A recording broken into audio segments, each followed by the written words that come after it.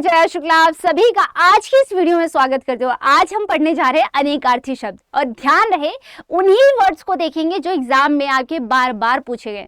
अनेकार्थी शब्द होता क्या है? तो भाई एक ही शब्द जिसके बहुत सारे मीनिंग्स हो सकते हैं। अब ये बहुत ज्यादा इंपॉर्टेंट सेशन होने वाला है, इसीलिए आखिरी तक जरूर बनिए रहिएगा। शुरुआत करते हैं सबसे पहला शब्द के साथ और पहला शब्द ही है हमारा अरुण। अब अरुण बहुत बार परीक्षा में पूछा गया है, तो देखो याद रखना अरुण का मतलब सिर्फ सूर्य नहीं होता बल्कि अरुण का मतलब लाल रंग भी होता है। तो आप लाल कह सकते हो, सूर्य कह सकते हो, सूर्य के सारथी को भी अरुण कहा जाता है। ठीक है, अगला शब्द है मेरा अपेक्षा।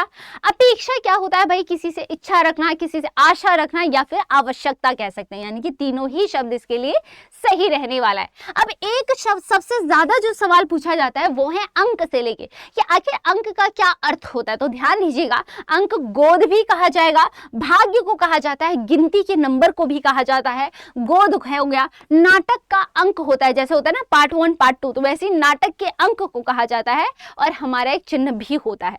अगला शब्द जो है हमारा वो है अंबर। अब अंबर आकाश आप जानते हैं, पर क्या आपको पता है अमृत को भी कहा जाता है और वस्त्र को भी अंबर कहा जाता है। ठीक है, अगला शब्द है आम। आम क्या है? आम एक फल हो गया, सर्वसाधारण भी कहा जाता है ना आम जनता, तो वो भी इसी के अंदर आ जाते हैं। ठीक है, मामूली हो गया, सामान्य हो गया, ये सारे के सारे शब्द इसी के अंदर आते हैं। अगले पे आइए, अगला शब्द है हमारा अंश। अंश मतलब हुआ किसी चीज का हिस्सा। किरण को भी अंश कहते हैं, ध्यान दीजिएगा। कोण के अंश को भी कहा जाता है। और अगला जो हमारा शब्द है वो है अज। अज का मतलब क्या होता है? ब्रह्मा को कहा जाता है, बकरे को कहा जाता है और यही नहीं दशरथ के पिता को भी अज कहा जाता था। ठीक है, एक शब्द होता है अक्ष। अब अक्ष का धुरी आपको पता है, पर क्या आपको पता है आंख को भी कहा जाता है, धुरी हो गया, आत्मे को भी कहा जाता है और पहिया को भी अक्ष कहा जाता है। अगर नहीं पता था तो ध्यान रख लेना और ये सवाल आपसे पूछेगा। ठीक है, एक शब्द होता है अहि। अहि आपको पता है, अहि भुजंग जो है हमारा सर्प का पर्यायवाची आप पढ़ते हैं। सर्प होता है, सूर्य भी होता है और कष्ट को भी कहा जाता है। तो ये सारे शब्द ध्यान रखना बहुत जरूरी है।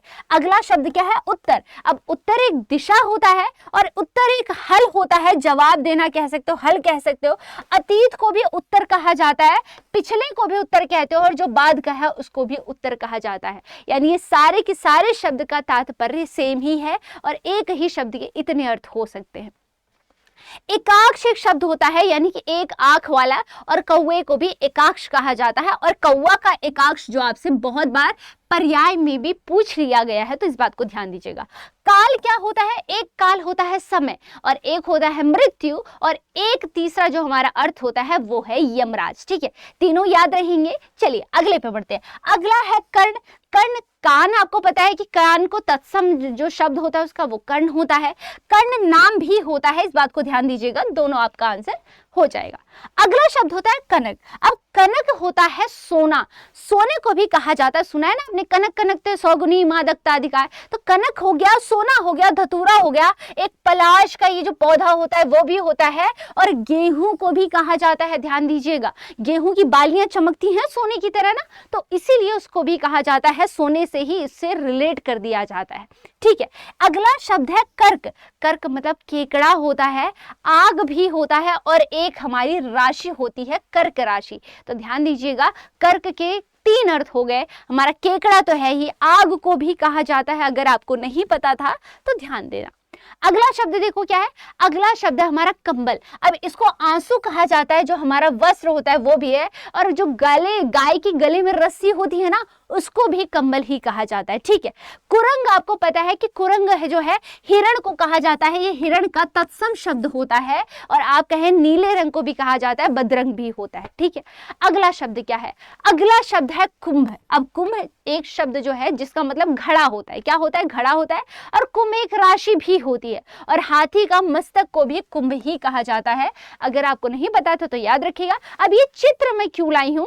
ये जो चित्र है इसलिए लाई हूं ताकि ये चीज आपको हमेशा ऐसे माइंड में छप जाए। ठीक है, आप इन्हें लिख भी सकते हो। अब आपको पता है कि पक्षी होता है उसका पर्यायवाची हम याद करते हैं खग, तो खग पक्षी के साथ साथ और क्या होता है, एक तारे को भी कहते हो गंधर्व भी होता है, जुगनू को भी कहा जाता है खग, और एक बाण को भी खग कहा जाता है। और ये सवाल आपसे पूछा गया सवाल है, याद रखना मैंने सिर्फ वही रखे हैं जो कि आपसे एग्जामिनर बार बार पूछता है, ठीक है। अगला शब्द है गण। अब जानते हो ना जनता गण कह देते हो आप, गण यानी कि समूह, गण का मतलब क्या होता है, समूह है। मनुष्य को भी कहा जाता है, शिव के गण को कहा जाता है। छंद में गिनती का पद होता है ना, दोहा छंद, तो इसको भी गण होता है ना, अगड़ मगड़ जगड़ तगड़, पढ़ाए कि नहीं पढ़ाए, है ना। तो आप कहते हैं छंद में भी हमारे होते हैं, और पिंगल के जो गढ़ होते हैं वो तो है ही, वही बात हो गई, है ना। अगला आइए, अगला शब्द हमारा 21वां शब्द है तमचर। तमचर मतलब क्या होता है, उल्लू को कहा जाता है, राक्षस को कहा जाता है, और चोर को भी कहा जाता है। तम मतलब ऐसे याद कर सकते हो, अंधेरे से चर यानी कि रात में जगने वाला, ठीक है। उल्लू जगता है, राक्षस होता है, और चोर भी रात को ही आता है ना। अब ये मत कहना कि मैडम हमारे यहाँ तो दिन में चोरी हो गई थी, है ना, ठीक है। तो आप कहो धाम क्या होता है, धाम यानी कि घर, धाम मतलब घर है। शरीर को कहा जाता है, और देवस्थान के लिए तो इस्तेमाल ही किया जाता है, ठीक है। अगला शब्द क्या है, निशान। अब निशान मतलब होता है एक तो किसी चिन्ह को लगाना, या फिर आप यादगार कह सकते हो, कहते हैं ना कि ये निशानी तुम्हारी है। पताके को भी कहा जाता है, ध्यान दीजिएगा, पताका बहुत जरूरी हो जाएगा, और एक हो जाएगा किसी चीज को धारदार बनाना या फिर तेज करना। इतना क्लियर है। अगला शब्द देखिए क्या है, निशाचर। वही बात आ गई, निशाचर यानी कि राक्षस। राक्षस प्रेत कह सकते हो, उल्लू कह सकते हो, सांप भी कह सकते हो, और चोर तो होता ही एक हमारा शब्द, ठीक है। ये याद हो गया। पद का मतलब क्या क्या होता है, पद आप चरण को कहते हैं यानी कि पैरों को कहते हो। एक वचन भी होता है, शब्द होता है हमारा, क्या पद होता है, पैर होते हैं, रक्षा होता है, ओहदा होता है, कि कहते हो ना कि हम इस पोस्ट पे हैं, कौन से पद पर हो, तो इस पद पर हैं, ठीक है। एक होता है कविता का चरण होता है पद, समझ लो, पद होता है हमारा, एक पद होता है, जब मैं आपको छंद हम पढ़ते हैं तो उसमें पढ़ते हैं, पद है, चौपाई है हमारा, ये सारी चीज उसमें आ जाती। तो ये थे टॉप आपके 25 अनेकार्थी शब्द जो कि एग्जामिनर आपसे बार बार पूछता है। अब देखो ऐसे वीडियोस के लिए आप हमारे चैनल पे अगर नए हैं तो चैनल को सब्सक्राइब करना मत भूलना, और डेली ठीक सुबह 10 बजे आपकी मेरे साथ हिंदी जीडी की क्लास होती है, उस समय बिल्कुल भी जुड़ना मत भूलना अपने बेहतरीन से तैयारी के लिए। अब आप मेरे साथ जुड़ सकते हैं हमारे SSC Adda 24/7 पे। बाकी मिलते हैं नेक्स्ट वीडियो के साथ। ये वीडियो आपको कैसी लगी, क्या ये हेल्पफुल रही या नहीं रही, कमेंट सेक्शन में जरूर बताइएगा। मिलते हैं नेक्स्ट वीडियो के साथ, नेक्स्ट टॉपिक के साथ। तब तक के लिए thank you so much for watching. तब तक के लिए बाय बाय, टेक केयर, जय हिंद।